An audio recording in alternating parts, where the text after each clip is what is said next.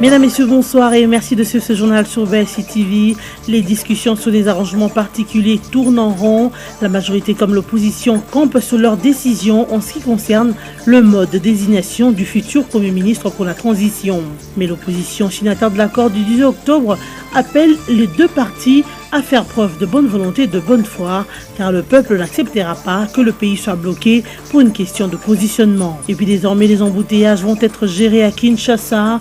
À cet effet, une commission anti-embouteillage a été mise en place par la vice-primature et ministère de Transport et Voies de Communication. Plusieurs structures, notamment la SANPER, le FONER et même la police nationale congolaise vont gérer cette commission. Kinshasa en ébullition le lundi 30 janvier, la raison, une rumeur faisant état de la qualification de Léopard de la RDC en lieu et place des Black Stars du Ghana pour avoir fait jouer 2 joueurs sanctionnés.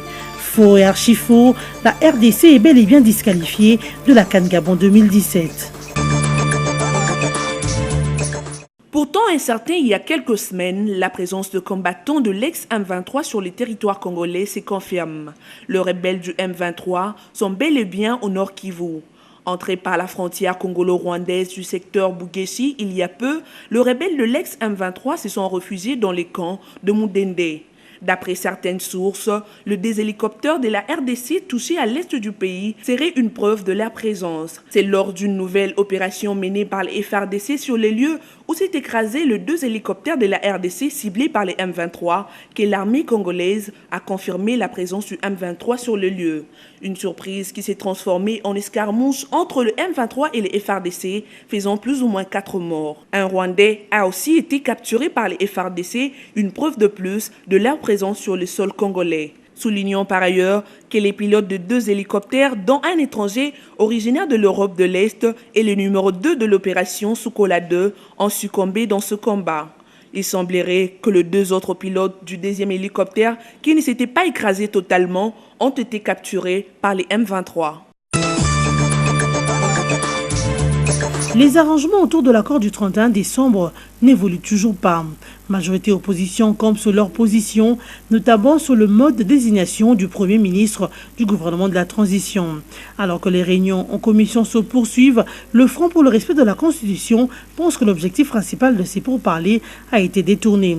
D'après Eve Bazaïba, coordonnatrice de cette plateforme, ce sont les postes qui préoccupent désormais les délégués des parties prenantes au lieu de se focaliser sur les élections à venir, mieux sur la fin du mandat constitutionnel du chef de l'État Joseph Kabila Kabange.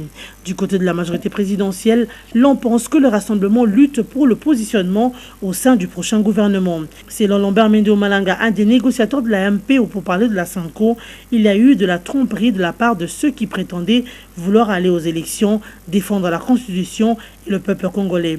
Tous se focalisent aujourd'hui sur les postes, notamment la primature, en voulant imposer au chef de l'État leur choix. L'opposition signataire de l'accord du 18 octobre tente quant à elle de concilier les deux partis en les appelant à faire preuve de bonne volonté et de bonne foi. Vital Kamerhe, chef de file de cette opposition, interpelle la MP et le Rassemblement pour qu'ils comprennent que le peuple n'acceptera jamais que le pays soit bloqué à cause des problèmes de positionnement. La majorité présidentielle exige en effet que soient présentés indiscutablement au président de la République 3 candidats pour le poste de Premier ministre. Le Rassemblement ne compte proposer pour sa part qu'un seul candidat. Les évêques de la Sanko espèrent rapprocher les deux partis d'ici une semaine dès leur retour où ils s'y sont rendus pour une mission pastorale. Mise en place d'une commission chargée d'étudier les voies et moyens pour résoudre un tant soit peu le problème d'embouteillage à Kinshasa par José Makila, le vice-premier ministre, ministre des Transports et Voies des Communications, le week-end dernier au cours d'une réunion tenue à Kinshasa. Au sorti de cette réunion, 3 causes ont été identifiées comme facteurs principaux d'embouteillage dans la ville de Kinshasa, notamment la formation des conducteurs, la problématique des engins en circulation et l'état de délabrement actuel de la voirie urbaine de la capitale. Le ministre provincial des Transports, Godard Motemonan, est désigné président de cette commission.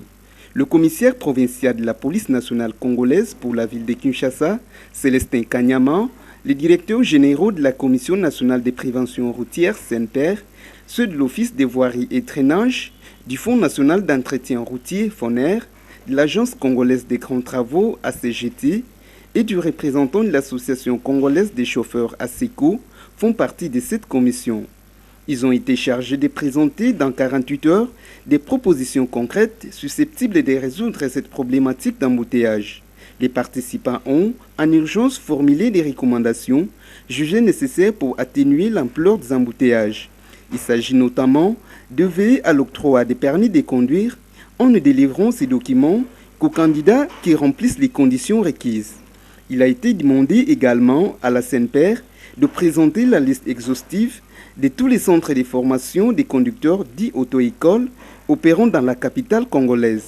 Le FONER a été chargé de financer en urgence la réhabilitation des routes dites primaires en tenant compte de leurs priorités. À la police nationale congolaise, il a été suggéré le déploiement des éléments qualifiés sur les artères en vue de réguler la circulation routière.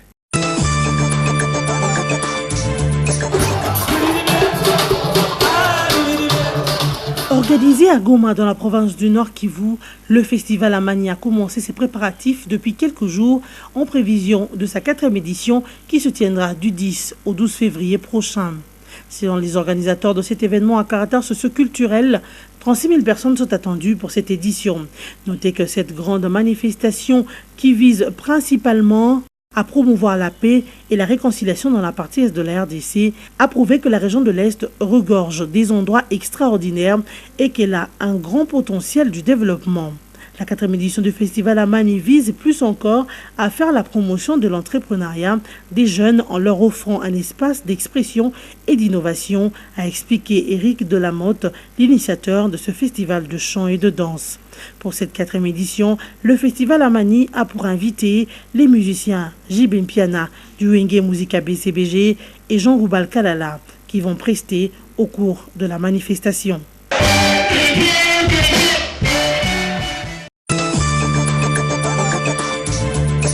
Le Maroc fait son retour au sein de l'Union africaine.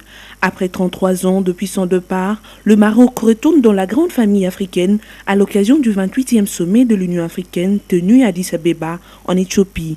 Les débats à huis clos entre les chefs d'État africains sur la discorde opposant le Maroc au Sahara occidental a très vite tourné en faveur du Maroc. Un compromis qui, pour Mohamed VI, est une victoire personnelle et une occasion pour lui de mobiliser les amis du Maroc en faveur de sa réintégration dans les girons de l'organisation panafricaine. Malgré le point de vue différent de chefs d'État africains qui s'y sont exprimés sur cette controverse, le Maroc a accepté sans condition le principe et les objectifs contenus dans l'acte constitutif. Une position qui lui donne son ticket de retour dans l'Union africaine.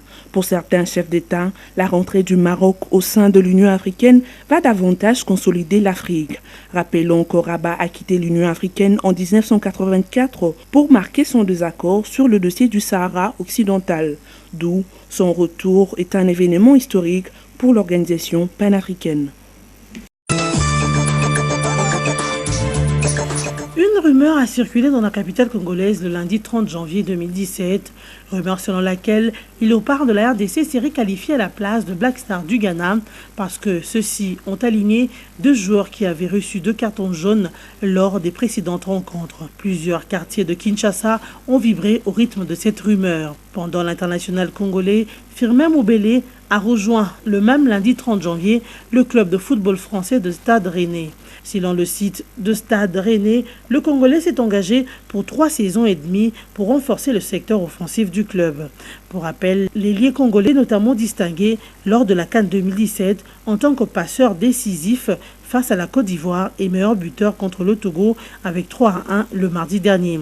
En 2014, il a été élu meilleur joueur du continent africain. Cependant, l'attaquant des Léopards, Junior Kabananga, est le seul joueur congolais à figurer sur la liste de 11 meilleurs joueurs de la CAN Gabon 2017 à la phase de groupe.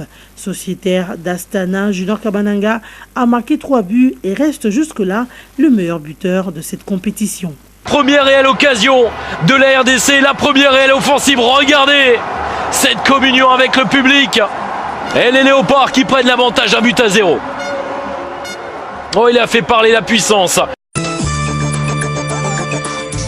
Mesdames et messieurs, voici le rappel de titres. Les discussions sur les arrangements particuliers tournent en rond. La majorité comme l'opposition campent sur leurs décisions en ce qui concerne le mode de désignation du futur Premier ministre pour la transition. Mais l'opposition signataire de l'accord du 18 octobre appelle les deux parties à faire preuve de bonne volonté et de bonne foi, car le peuple n'acceptera pas que le pays soit bloqué pour une question de positionnement. Et puis désormais, les embouteillages vont être gérés à Kinshasa. À cet effet, une commission anti-embouteillage a été mise en place par la vice-primature et ministère de Transport et Voies de Communication.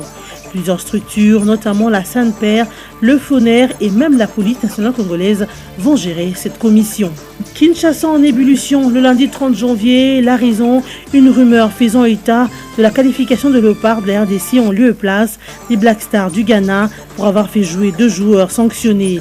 Faux et archi-faux, la RDC est bel et bien disqualifiée de la CAN Gabon 2017. Fin de ce journal, merci de continuer à nous faire confiance.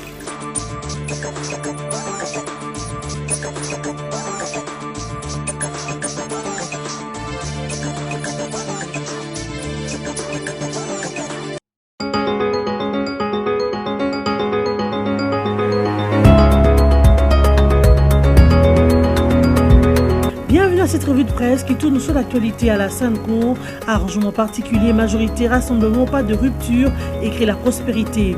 Le journal fait savoir qu'à la majorité, des réunions se multiplient, au rassemblement mêmement. C'est le nouveau rythme saccadé imprimé par les enjeux politiques de l'heure. Hier, toute la journée jusqu'au tard, tous les états-majors de ces deux camps étaient en ébullition. Des stratégies et orientations d'il y a quelques jours, quelques semaines ou quelques mois sont repensées à la lumière de l'évolution des choses. À ce stade, 2 dossiers clés exigent du rassemblement et de la majorité des concessions rapides et réelles. Parce qu'après tout, toute rupture de discussion directe, quelles que soient les raisons, est à déconseiller, sinon maintes analystes. L'idée de désigner un Premier ministre ou même celle d'avancer une proposition sous forme de panel, fut-il de 3, 4 ou 5 noms, et reste la trame essentielle d'une brouille inutile qui attise en tout cas tous les démons de l'enfer. Forme de Zas écrit « Gestion consensuelle de la transition, le mandat de la Sainte-Cour dans les institutions de la transition divise ».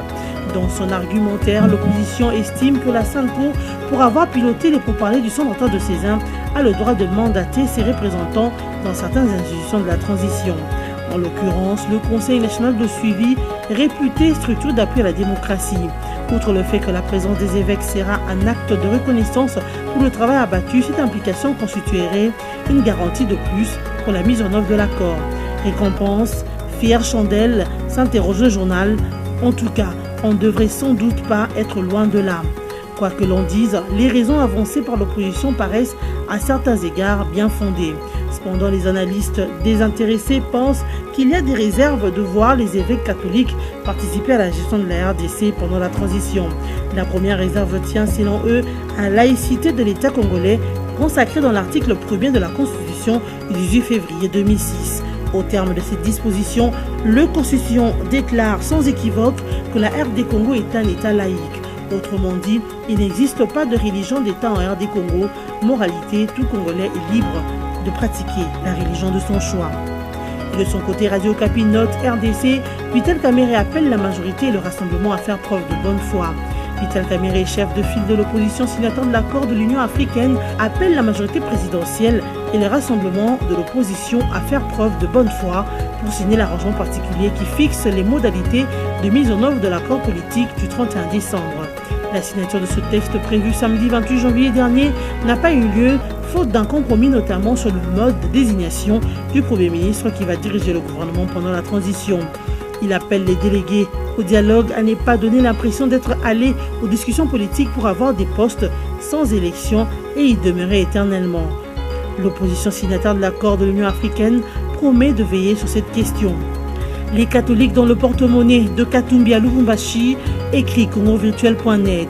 Partis dans la ville que préfère pour chercher des éléments du dossier judiciaire de Katumbi dans le cadre des mesures de décrispation politique, la délégation de l'Église catholique s'est retrouvée au bon soin de l'intéressé, aussi bien pour leur transport local que pour leur prélassement à sa ferme Futuka, située à 200 km de la ville, soit loin de là où ils étaient censés récolter les données qu'ils cherchaient. À la même occasion, Monseigneur Fulgence Moutéba et sa délégation ont tenté sans succès de soutenir aux responsables des titres fonciers un témoignage favorable à l'ancien gouverneur de l'ex-province du Katanga. Décidément, la SANCO ne cessera pas d'étonner. Cependant, au lieu de se limiter à cette mission, Monseigneur Fulgence Moutéba et sa délégation sont allés jusqu'à se mettre en posture d'indélicatesse en se rapprochant trop des intérêts de Katumbi, pourtant directement impliqués dans le dossier qui justifie cette mission. C'en est fini pour ce soir. Merci de nous avoir suivis.